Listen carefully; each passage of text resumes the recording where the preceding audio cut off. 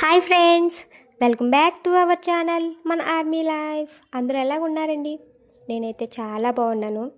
ఈరోజు మన రెసిపీ వచ్చేసి మిక్చర్ అండి. అది కూడా బయట షాప్లో దొరుకుతుంది కదా, ఆ మిక్చర్ అయితే ప్రిపేర్ చేస్తున్నాము. లేట్ చేయకుండా ఎలా చేయాలో చెప్పేస్తాను. దీన్ని మసూరి దాల్ అంటారండి. బయట సూపర్ మార్కెట్లో దొరుకుతుంది. ఇది కూడా కందిపప్పే, కానీ వేరే రకం.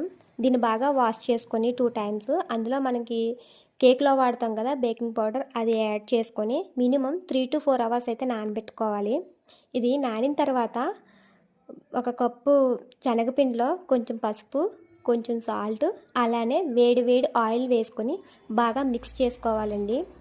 ఇది బాగా మిక్స్ అయిన తర్వాత వాటర్ని కొంచెం కొంచెంగా యాడ్ చేసుకుంటూ ముద్దలా అయితే కలుపుకోవాలి. అలా అని గట్టిగా కలుపుకోకూడదండి, అలా అని మరీ లూజ్గా కలుపుకోకూడదు. ఇలా వీడియోలో చూపిస్తున్నాను కదా, ఇలా కలుపుకోవాలి.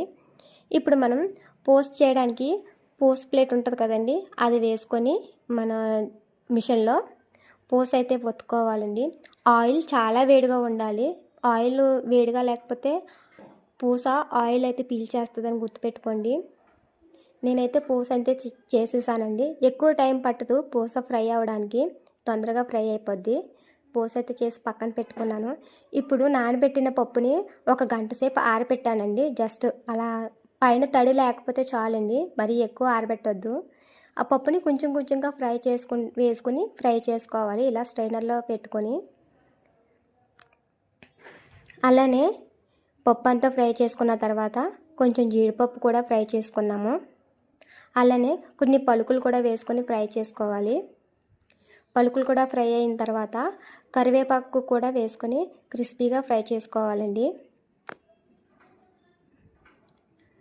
ఇవన్నీ ఫ్రై అయిన తర్వాత మీ రుచికి సరిపడా సాల్ట్, అలానే బ్లాక్ సాల్ట్ అయితే యాడ్ చేస్తున్నానండి నేను.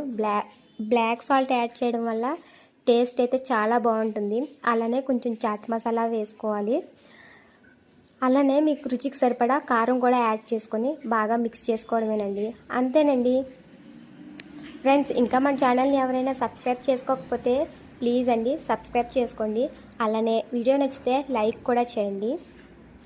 చూసారా, మిక్చర్ అయితే ప్రిపేర్ అయిపోయింది. టేస్ట్ చాలా బాగుంది కూడా. చూడటానికి ఎంత బాగుందో టేస్ట్ కూడా అంతే బాగుందండి. Thank you for watching. Bye bye.